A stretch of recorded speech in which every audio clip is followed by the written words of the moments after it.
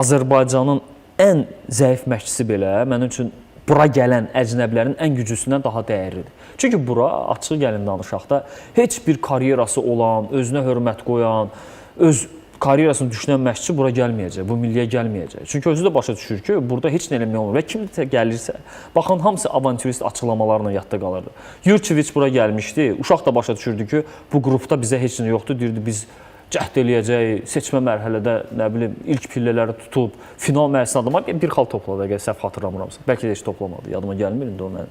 Amma dəqiq bilirəm ki, qələbə özü görmədi. Santuş gələndə deyirdi ki, bir ildən sonra biz fərqli yığma görəcəyik, seçmə mərhələlərdə görəcək, Avro 2028-in final mərhələsində olacaq. Adam bir qələbə belə qazana bilmədi. Əvvəl gələndə pafoslu açıqlamalar, sonra isə valı dəyişirlər.